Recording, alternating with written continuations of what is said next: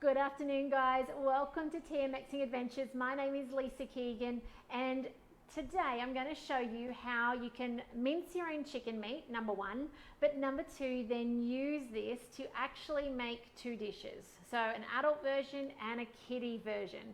So today, come with me and let's do this. Now I have pre-prepared some of this recipe, and you'll find that this is actually on, well, the Kiev part is on cookie dough, and I've taken a few bits of that. I wanted the gluten-free breadcrumbs to coat it in, so I've adapted that part. I also wanted the herbed butter, so I've taken that bit as well. I did have to whip up my own cream to make butter. I was all out of butter. I do actually want to incorporate the parmesan. My kids really quite like that, and it goes into the chicken mix in that.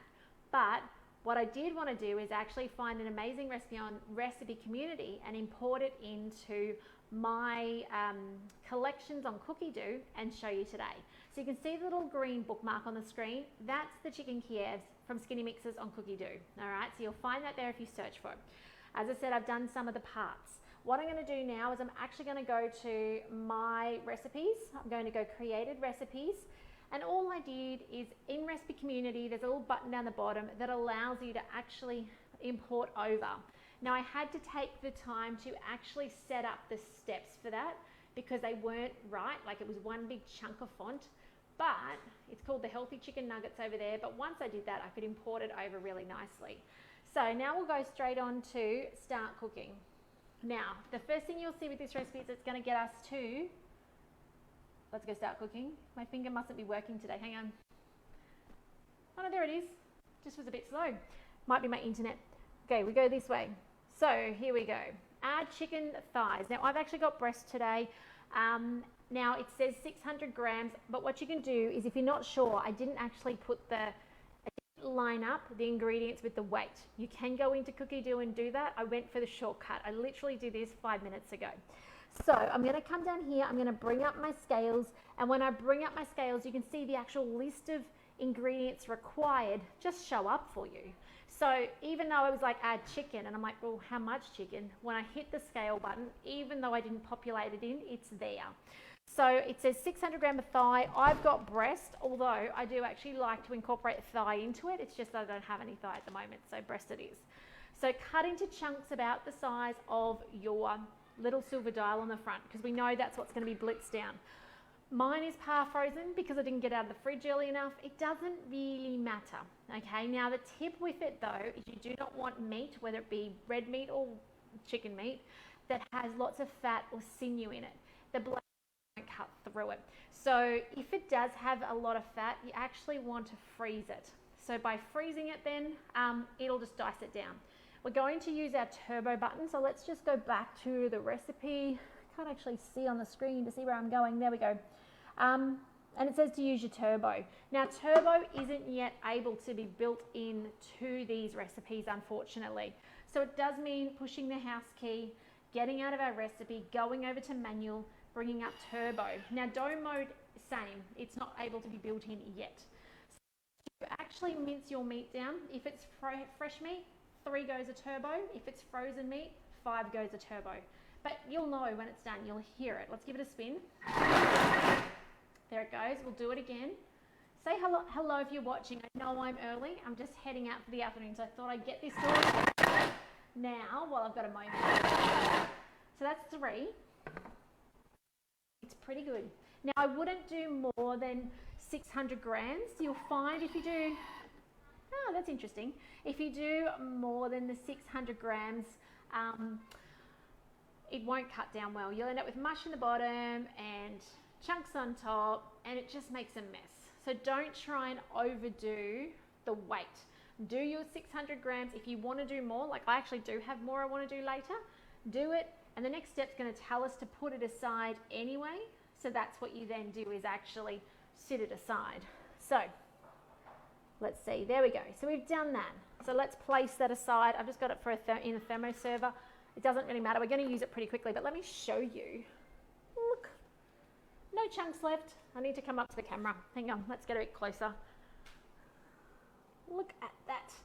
Mincemeat, and you know exactly what's in it. There's no nasties, there's no numbers, there's no extra water, you know exactly what it is. So I'm going to put that in the thermoserver and then we're going to continue on. Now I love these nuggets because they've actually got hidden veggies, except I actually don't have many veggies today. Our Woolworths order's due this afternoon, so I don't have the zucchinis and I don't have the something else, broccoli, but I have spinach. So this is the beautiful thing about this recipe is you hide what you've got in it. So we'll go, it says to add a garlic clove and an onion, actually 2 garlic cloves, or is it 1? I think it's 2. Again, you could pull up the scales and it'll tell you a garlic clove and onion. I'm going to put the lid on. Now what I did do when I edited the recipe over is I did actually put the speeds and timing in. Hey Trace, hey Amy. So you can see that it's got 5 seconds, speed 5, and you can see it's underlined.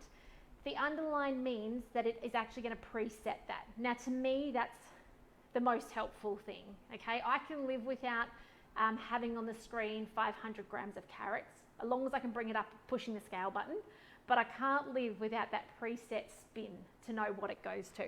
So when I click on that green, see how it's now come up, 5 seconds, and the little line is there down the bottom. So now I give it that free spin and off it goes. I love it. All right, next up,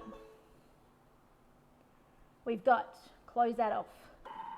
Next, we've got some olive oil. Now again, remember, you got to bring up those scales. Let's take the lid off first. It's always a good thing to do before you do the scales. Wonder how oniony my eyes are going to go. Oh well.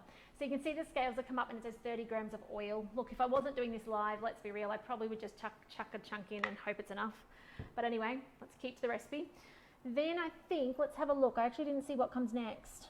Then it wants to cook 5 minutes. Now I'm probably not going to give it 5 minutes. That's a long time on a live, but let me just show you. When you click on the button again, it comes up, it's populated the 5 minutes, 120 degrees, and off it goes to sweeten the onion and the garlic. If you're cooking along to this later, this is your time to prep your hidden veggies. So you've got 100 grams of carrot, 100 grams of zucchini, and 100 grams of broccoli, or 50 to 100, I can't remember. As I said, I've only got carrot, I've only got spinach. That's what we're going in with today. So this is your time to grab those things out as well. Just a couple of notes while I've got a second, while this cook time's happening. With your butter, so I whipped up some cream this afternoon, used the butterfly. If you've never made butter, get onto my YouTube channel and search it. It's so easy. But you're going to have leftovers, I can guarantee it. Don't throw this out, wrap it in Glad wrap and freeze it in a sausage shape so that you can use it on your next steak night, you can use it on your next batch, all those sorts of things. Similarly with your beautiful seeds, okay, not seeds, nuts, these things, the gluten-free mix. If there's leftovers, freeze them, all right? Now I do freeze it because it's going to have a raw chicken flopped in it, right, to cover it. So you don't want to leave it in the fridge, it'll just go off. So freeze it and then just use it next time you make it again or make the nuggets again. So just a little tip there as well. I do love the Kiev recipe if you've not made it because you don't wash out the bowl. So you literally put in your nuts, it blitzes it, you put them aside. You then put in your parmesan, it blitzes it, you put it aside. You then put in your butter, you blitz it and you put it aside. Like it's just, and I mean, admittedly I went and made cream in between, but it's so easy. And then normally on their recipe, you put in your chicken and you mince it with your egg and your onion powder, I think, and some salt and pepper. And then you make your little things, you make them. And I'll show you how to make them in a second. I am going to stop this early. I'm going to abort the mission early so that I don't take up all your afternoon. So let's go next. Close off this screen, click on the arrow. Oh, it smells beautiful, or a bit foggy, but beautiful. Add roughly chopped carrots, zucchinis and broccoli. So I could bring up that scale button. By the way, never peel your carrots. Put the little end in, it's edible. I'm just going to put a handful of spinach. I don't know how much it'll be, just a handful. And then you've got the little functions come up again there across the bottom with the line for us. Love it. Spin it up. Let's hear it chop. Now you can hear it's going slow, or you may not be able to. It's going slow. It's going up now. I'll tell you why in a second.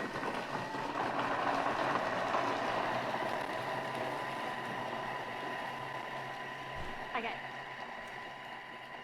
So So the Thermomix is pretty smart. With the speed up, hello Kalinda, lovely to have you on this afternoon.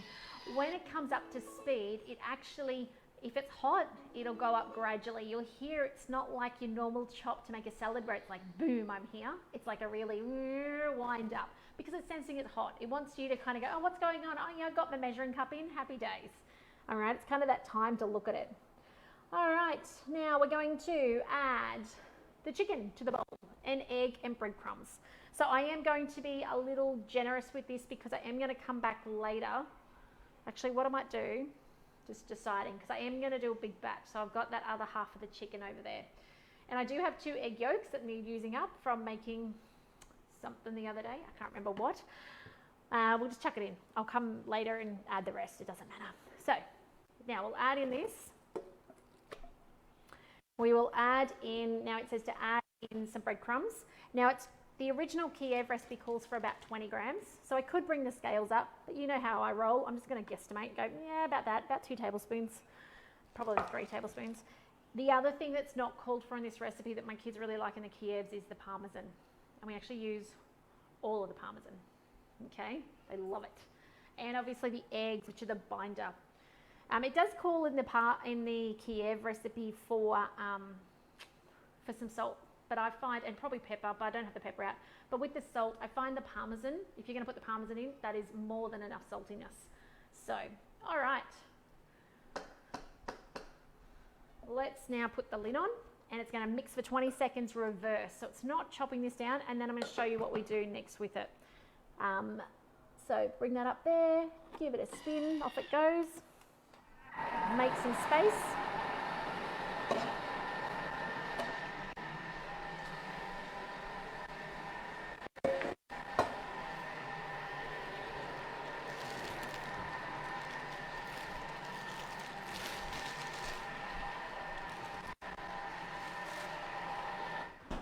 How good is the 20 seconds to pack up?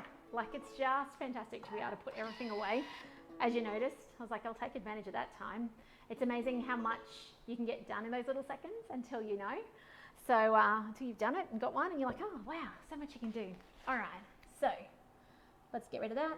Now it's going to tell us what to do next. So now it would actually tell you to, the mixture's going to be sticky, roll it in little balls, put it in your, it says breadcrumb, but our breadcrumb mixes us our nut mix, and then fry it off in shallow fry when you're ready. I'm going to be putting mine in the fridge. Obviously it's 3:20 in the afternoon, so there's no need for them now. Let me just show you this mix. So I'll show you one of those, and then I'm going to show you a Kiev, okay? You can see that beautiful mix, and I'm not going to show you more than that because I actually want, what do I do with the spatula? Excuse me guys. I actually want to be able to put the rest of that chicken through later. So I'll just mix that. I've got to mince it. I haven't minced it, so I'll put that through later. But let's have a look at this mix. So chicken nuggets, a little bit on the spatula. Wet hands is usually the trick to doing good sticky things, okay, because it doesn't stick to your hands when they're wet. Did you know that?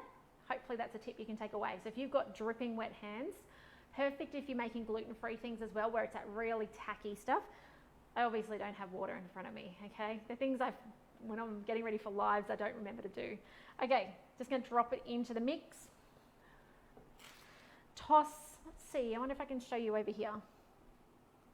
Oh, hang on, we're caught on the corner. There we go, little camera. Just toss it, and as you toss it, that kind of protects you from getting all gooey. Press it down, make sure, I guess when you're making not Kievs, what are these? Chicken nuggets. They're about the same size because you want to shallow fry them. Now you could oil cook them, you could oven cook them.